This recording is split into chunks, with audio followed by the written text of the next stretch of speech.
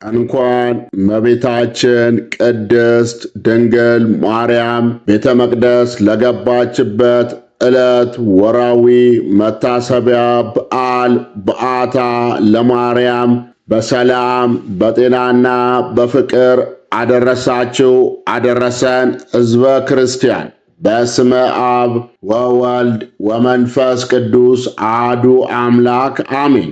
እመቤታችን ቅድስት ድንግል ማርያም በወላጆቿ ቤት ለ3 ዓመት ከኖረች በኋላ ታኅሳስ 3 ቀን ወደ ቤተ መቅደስ የገባችበትን በዓታ ለማርያም ቅድስት ቤተ ክርስቲያን በታላቅ ድምቀት ታከብራለች። ከነገደ ይሁዳ የሚወለደው ቅዱስ ኢያቄም የሚባል ደግ ሰው ከነገደ ሌዊ የተወለደች ሐና የምትባል ደግ ሴት አግብቶ በሕጉ ጸንተው ሥርዓቱን ጠብቀው ይኖሩ ነበር። ኢያቄምና ሐና ልጅ እንዲሰጣቸው ሲያዝኑ ሲጸልዩ ዘመናቸው አልፎ አረጁ። እነርሱ ግን በሚያመልኩት አምላክ ተስፋ አልቆረጡም። የለመኑትን የማይነሳ ጌታ በስተርጅናቸው ድንቅ ነገርን አደረገላቸው። አንድ ቀን እርግቦች ከጫጩቶቻቸው ጋር ሲጫወቱ የተመለከተችው ቅድስት ሐና ፈጽማ አለቀሰች። እንስሳትንና አራዊትን እጽዋትን ሳይቀር በተፈጥሯቸው እንዲያፈሩ የምታደርግ አምላክ ምነው ሐናን ድንጋይ አድርገ ፈጥራታልን ብላ አዘነች። ይህን የተመለከተ ቅዱስ ኢያቄም ወደ ተራራ ወጥቶ ሱባኤ ያዘ። ለ40 ቀናትም ሲጸልይና ሲማልል ቆየ። በ40ኛው ቀን ሁለቱም ድንቅ ሕልም ተመለከቱ። እርሱ ነጭ ርግብ ሰማያትን ሰንጥቃ ወርዳ በሐና ቀኝ ጆሮ ገብታ በማፀኗ ስትደርስ አየ። እርሷ ደግሞ የኢያቄም በትር አብቦ አፍርቶ ጣፋጭ ፍሬውን ሰው ሁሉ ሲመገበው ታያለች። ቅዱስ ኢያቄም ከሱባኤ እንደተመለሰ ያዩትን ተጨዋውተው ፈቃደ እግዚአብሔር ይሁን አሉ። ለ7 ቀናትም በጋራ እግዚአብሔርን ሲለምኑ ሰነበቱ። በ7ኛው ቀን ነሐሴ 7 መልአከ ብስራት ቅዱስ ገብርኤል ወደ እነርሱ ወረደ። ዓለም የሚድንባት የፍጥረት ሁሉ መመኪያ የሆነች ልጅ ትወልዳላችሁ ብሏቸው ተሰወራቸው። እነርሱም ደስ ብሏቸው እግዚአብሔርን አመሰገኑ። በፈቃደ እግዚአብሔር በሊቀ መላእክት በቅዱስ ገብርኤል አብሳሪነት እመቤታችን ቅድስት ድንግል ማርያም ነሐሴ 7 ቀን ተጸነሰች። ድንግል ሆይ ኃጢአት ባለበት ሥጋዊ ፍትወት የተጸነሽ አይደለም እንዳለ ሊቁ ቅዱስ ኤፍሬም እመቤታችን ነሐሴ 7 ቀን ተጸነሰች። ቅዱስ ዳዊት በመዝሙሩ መሠረቶቹ በተቀደሱ ተራሮች ናቸው ብሎ እንደተናገረው ከተቀደሱ ወላጆቿ ግንቦት 1 ቀን በሊባኖስ ተራራ ላይ ሳሉ እመቤታችን ቅድስት ድንግል ማርያም ተወለደች። ቅድስት ድንግል ማርያም የሕፃንነት ወራቷ እስኪፈጸም ድረስ ከእናትና ከአባቷ ጋር ኖረች። በእነዚህ ዓመታትም ቅዱሳን መላእክትም ዘውትር እየመጡ ያጫውቷት ይንከባከቧትም ነበር። 3 ዓመት በሞላት ጊዜም በቅድስት ሐና አሳሳቢነት ብፅዓታቸውን ወይም ስለታቸውን ይፈጽሙ ዘንድ እንደ ሥርዓቱ የሚዘጋጀውን መባውን ይዘው ወደ ቤተ መቅደስ ሲደርሱ አበው ካህናትና የመቅደሱ አገልጋዮች ሁሉ ሊቀበሏቸው ወጡ። ሊቀ ካህናቱና ሕዝቡም ሲያዩዋት ከፀሐይ 7 እጅ አብርታ ከመብረቅ አስፈርታ የምታበራ ዕንቁ ባሪ መስላ ታየቻቸው። ካህኑ ዘካርያስም ስለ ምግቧ በመጨነቁ ሕዝቡን ሰብስቦ ይህችን የመሰለች ፍጡር ምን እናደርጋታለን? ምንስ እናበላታለን?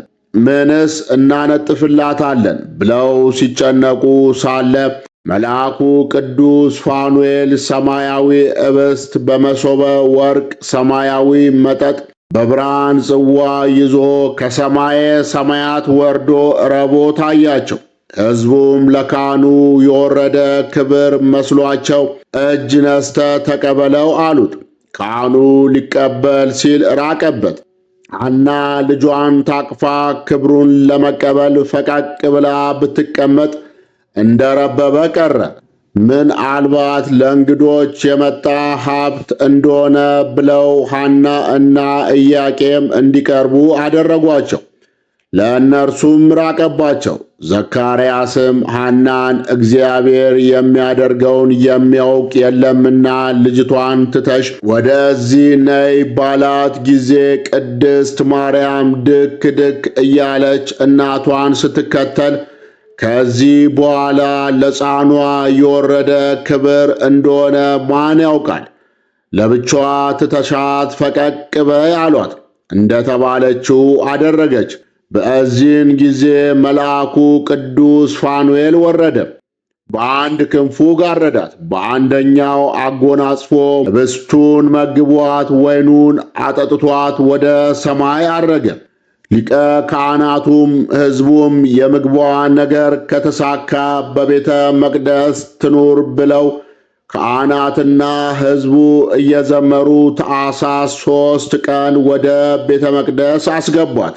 ይህ ዕለት ቅድስት ቤተ ክርስቲያናችን ወር በባተ በሦስተኛው ዕለት በዓታ ለማርያም ብላ ዓመቱን ሙሉ በታላቅ ድምቀት ታከብረዋለች።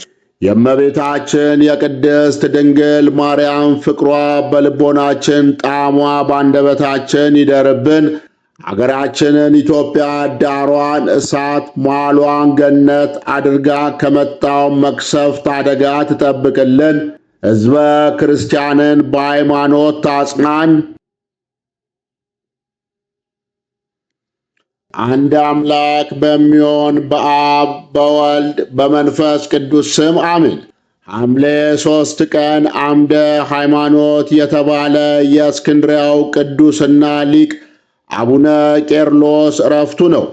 ይህ አባት በመንፈስ ቅዱስ መሪነት ብሉይንና አዲስን አጠናቆ የተማረው ገና በ12 ዓመቱ ነው። ይኸውም ፓትርያርኩ አቡነ ቴዎፍሎስ ሃይማኖትን እንዲማር ለአባ ሰራቢዮን ከሰጠውና ገዳም ከገባ በኋላ ነው። ከዚህም በኋላ አቡነ ቴዎፍሎስ ቅዱስ ወንጌልን ለምዕመናን ይሰብክ ዘንድ ወደ ከተማ ላከው። በስብከቱም ብዙዎችን ከአምልኮተ ጣዖት ወደ አምልኮተ እግዚአብሔር መልሷል። ከወንጌላዊው ቅዱስ ማርቆስ ጀምሮ በእስክንድርያ የተሾሙት ፓትርያርኮች 23 የነበሩ ሲሆን ቅዱስ ቄርሎስን መንፈስ ቅዱስ በቅዱስ ማርቆስ መንበር 24ኛው ፓትርያርክ አድርጎ ሾሞታል። በ431 ዓመተ ምህረት የቅርብ ጓደኛው የነበረውን ንስጥሮስ ለስም አጠራሩ ክብር ምስጋና ይግባውና ጌታችንን ሁለት አካል ሁለት ባሕሪ ነው የሚል የሰይጣንን ትምህርት ይዞ በመነሳት ቅድስት ቤተ ክርስቲያንን ማወክ ጀመረ። ለስም አጠራሯ ክብር ምስጋና ይግባትና ወላዲተ አምላክ ቅድስት ድንግል ማርያምንም የአምላክ እናት አትባልም ብሎ ማስተማር ጀመረ። አምደ ሃይማኖት የተባለው ሊቁ ቅዱስ ቄርሎስም ንስጥሮስን ከክህደት ትምህርቱ እንዲመለስ ቢያስተምረውና ቢመክረው አልመለስ ቢል በኤፌሶኑ ጉባኤ ከ200 ሊቃውንት ጋር ሆኖ አውግዞታል። ቅዱስ ቄርሎስ በጉባኤው ፊት ንስጥሮስን ከቅዱሳት መጻሕፍት እያጣቀሰ የተለያዩ ተአምራትን እያደረገ ጌታችን አንድ ባሕሪ መሆኑንና እመቤታችንም ወላዲተ አምላክ መሆኗን ቢያስረዳውም አንድ ጊዜ ሰይጣን በልቡ አድሮበታልና ሊመለስ አልቻለም። ቅዱስ ቄርሎስ እንደ ጓደኝነቱም ሆነ እንደ ሃይማኖት አባትነቱ ንስጥሮስን ቢያስተምረውና ቢለምነው እምቢ አሻፈረኝ ቢለው ካወገዘው በኋላ ረግሞታል። የቄርሎስም እርግማኑ ደርሶበት ንስጥሮስ ጆሮው ደንቁሮ አንደበቱ ተዘግቶ ሆዱ ተልቶ ምላሱ ተጎልጉሎ በልቡ ወድቆ ሽቶ ደመና መግል እየተፋ እጅግ ክፉ አሟሟት ነው የሞተው። ቅዱስ ቄርሎስም ይህንን በማየቱ ፈጣሪውን ሲያመሰግን ጌታችንም በክብር ተገልጦለት ሃይማኖትን በማጽናቱ አመስግኖታል። የንስጥሮስ የክደት ትምህርት መገኛ ምንጯ ጥንተ ጠላት ዲያብሎስ ነው። መነሻውም እንዲህ ነው። መጀመሪያ ሰይጣን ለጳውሎስ ሳምሳጢን ነው ያስተማረው። ጳውሎስ ሳምሳጢን በገዳም ቅጠል እየበላ የሚኖር ታራሚ መናኝ ነበር። በጾም በጸሎት ሲኖር ሰይጣን ራሱን ሰውሮ መጥቶ ተገለጠለትና ጸሎት በእግዚአብሔር ዘንድ ተሰምቶላል። ነገር ግን አምላክ ያለ ሩካቤ በድንግልና የተወለደ አይምሰል፣ በሩካቤ ተወለደ እንጂ። ይህም ልጅ ደግ ሰው ሆነ። በ30 ዘመኑ በዮሐንስ እጅ በዮርዳኖስ ተጠመቀ።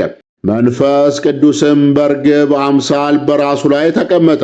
ያን ጊዜም ይህ ሰው በጸጋ የሥላሴ ልጅ ሆነ ብሎ አስተማረው።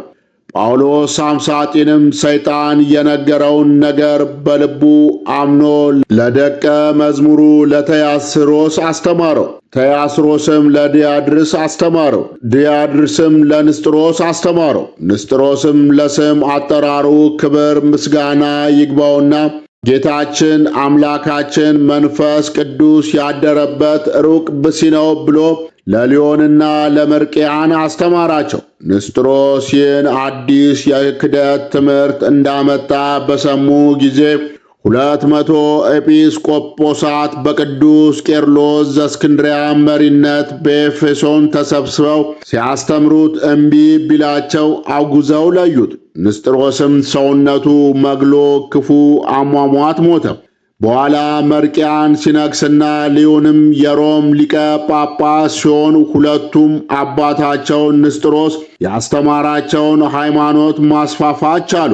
እነ ሊዮንም ንስጥሮስ በተወገዘበት ጉባኤ ላይ የነበሩትና አሁን ለሥጋቸው የፈሩ አባቶችን ይዘው ከንስጥሮስ ክህደትና ከቅዱስ ቄርሎስ ትምህርት አውጣተው የራሳቸውን የረከሰ ሃይማኖታዊ ድንጋጌ አወጡ። ክርስቶስ ሁለት አካል ነው፣ አንዱ የማርያም ልጅ አንዱ የእግዚአብሔር ልጅ በመቀራረብ አንድ ሆኑ ያለውን አውጥተው ከቅዱስ ቄርሎስም ቃልና ከንስጥሮስ ክደት ቀላቅለው መለኮት የመለኮትን ሥራ ይሠራል፣ ትስብእትም የትስብእትን ሥራ ይሠራል። በሁለት መንገድ አንዱ ተአምራትን ያደርጋል፣ ሁለተኛው መከራን ይቀበላል። ስለዚህም ትስብእት ከመለኮት ያንሳል ብለው ጻፉ። ይህንንም የክደት ጽሕፈታቸውን ለቅዱስ ዲዮስቆሮስ ላኩለት። እርሱም ሄዶ ከክደታቸው እንዲመለሱ አስተማራቸው። በአንዱ ክርስቶስ ላይ ለምን የሁለትነት ነገር ትናገራላችሁ? ወደ ሰርግ ቤት ተጠርቶ የሄደው ውሃውንም የወይን ጠጅ ያደረገው እርሱ አንዱ ክርስቶስ ነው እያለ ብዙ ምሳሌ ካስተማራቸው በኋላ ሊዮንንና መርቅያን የጻፉትን የክደት ጽሕፈት በፊታቸው ቀደደ። እነርሱ ግን አንድ ጊዜ ክደዋልና የቅዱስ ዲዮስቆሮስን ጺሙን ነጭተው ጥርሱን አውልቀው ብዙ አሰቃዩት። እርሱም የነጩትን ጺሙንና ያወለቁትን ጥርሱን ሰብስቦ እነሆ የሃይማኖቴን ፍሬ ተቀበሉ ብሎ ለእስክንድርያ ክርስቲያኖች ላከላቸው። ከሃዲያኑም ወደ ጋግራ ደሴት አጋዙትና በዚያው አረፈ። ቅዱስ ቄርሎስ በቅዱስ ማርቆስ መንበር ለ31 ዓመት ከ8 ወር ሲያገለግል የኖረ ሲሆን ሲያርፍም የተቀበረው በመንበረ ማርቆስ ነው። በስሙ የተጠራውን አንድ ቅዳሴና ሌሎች እጅግ ጠቃሚ በርካታ ድርሳናትን ደርሷል። ገድል፣ ድርሳንና ዜና ተጽፎለታል። የቅዱስ ቄርሎስ ረድኤት በረከቱ ይደርብን፣ በጸሎቱ ይማረን። ዳግመኛም በዚህች ዕለት የሮሜው አባ ክርስቲያኖስ አረፈ። ይህም ቅዱስ የሮሜ አገር ሊቀ ጳጳሳት ተደርጎ የተሾመው ገድለኛውን ጻድቅ ንጉሥ አኖሬዎስ በሮሜ አገር ነግሶ በነበረበት ዘመን ነው። ይህም ጻድቅ ንጉሥ ካረፈ በኋላ ከሃዲው ሉሊያኖስ ነገሰ። እርሱም አባ ከልቲያኖስን ከመንበሩ አሳዶ መናፍቁን ንስጥሮስን ሊቀ ጵጵስና ሾመው። አባ ከልቲያኖስንም ሊገድለው ይፈልግ ነበር። የከተማ ሰዎች ግን ከሃዲውን ንስጥሮስን አልተቀበሉትም ነበር። አባ ከልቲያኖስም በሮሜ አገር ከሚገኙ ገዳማት በአንዱ ገብቶ እግዚአብሔርን እያገለገለ ኖረ። እግዚአብሔርም በእጆቹ ድንቅ የሆኑ ተአምራትን ያደርግ ነበር። ከዚህም በኋላ ከሃዲው ንጉሥ ወደ ጦርነት በሄደ ጊዜ መልአኩ ቅዱስ ፋኑኤል ለአባ ክርስቲያኖስ ተገለጠለትና ወደ አንጾኪያ ከተማ ወደ ሊቀ ጳጳሳት ድምትሪያኖስ ይሄድ ዘንድ አዘዘው። ይኸውም ንጉሥ አባ ክርስቲያኖስ ያለበትን አውቆ ከጦርነቱ ሲመለስ ሊገድለው አስቦ ነበርና ነው። ጻድቁም አንጾኪያ ከተማ ሄዶ አባ ድምትሪያኖስን አገኘውና ከሃዲው ንጉሥ ያደረገውን ሁሉ ነገረው። እርሱም በአንጾኪያ ካሉት በአንዱ ገዳም አኖረው። ከዚህም በኋላ ከአባ ክርስቲያኖስ በፊት የሮሜ አገር ሊቀ ጳጳስ የነበረው አባ ዮናክንዲኖስና ሊቀ ጳጳሳት ቅዱስ አግናጢዮስ ለዚያ ከሃዲ ንጉሥ ሌሊት በራእይ ተገለጡለትና ሊቀ ጳጳሳቱን አባ ክርስቲያኖስን አገሩን ለምን አስተውከው? እነሆ እግዚአብሔር ነፍስን ካንተ ይወስዳል፣ በጠላቶችም እጅ ፈጽመ ትሞታለህ አሉት። ንጉሡም አባቶቼ ሆይ ምን ላድርግ አላቸው።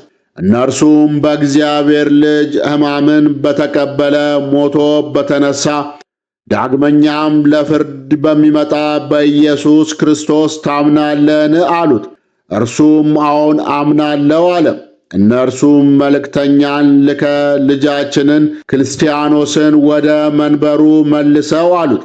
እርሱም መልእክተኞችን ወደ አንጾኪያው ሊቀ ጳጳሳት ልኮ አባ ክርስቲያኖስን ወደ መንበሩ በክብር መለሰው። ሕዝቡም በታላቅ ክብር ተቀበለው። በዚያም ወራት ንጉሡ ከጦርነት በሰላም ተመለሰ። ቅድስት ቤተ ክርስቲያንም በሰላም ኖረች። ከዚህም በኋላ በዘመኑ የንስጥሮስ ክደት በተገለጠ ጊዜ የከበሩ ቅዱሳን አባቶች የአንድነት ስብሰባ ሲያደርጉ አባ ክርስቲያኖስ ግን ከደዌው እና ከእርጅናው የተነሳ ወደ ጉባኤው መሄድ ባይችልም ንስጥሮስን ከሚያወግዝ ደብዳቤ ጋር 2 ሊቃውንት ቀሳውስትን ላከ። እርሱም የረፍቱ ጊዜ በቀረበ ጊዜ አባ ዮናክዲኖስ እና አባ አትናቴዎስ ተገለጡለትና ጌታችን ወደ ሕይወት ጠርቶአልና አንተ ወደኛ ስለምትመጣ ሕዝቡን በሃይማኖት እንዲጸኑ አስጠንቅቃቸው አሉት። የእስክንድርያው ቅዱስ ቄርሎስ አምደ ሃይማኖትና የአገረ ጻን ኤጲስቆጶስ አባ ሉቂያኖስም እንዲሁ ተገለጡለት። ወዲያውም ሕዝቡን ሁሉ ጠርቶ ተኩላዎች ወደዚች ከተማ ይገቡ ዘንድ አላቸውና ተጠንቀቁ፣ እስከ መጨረሻው በሃይማኖት ጽኑ ብሎ ከመከራቸው በኋላ በሰላም አረፈ። የአባ ክርስቲያኖስ ረድኤት በረከቱ ይደርብን፣ በጸሎቱ ይማረን። አነሳስቶ ላስጀመረን አስጀምሮ ላስፈጸመን ለልዑል እግዚአብሔር ክብር ምስጋና ይሁን። ወስብሐት ለእግዚአብሔር ወለ ወላዲቱ ድንግል ወለ መስቀሉ ክቡር። ይቆየን።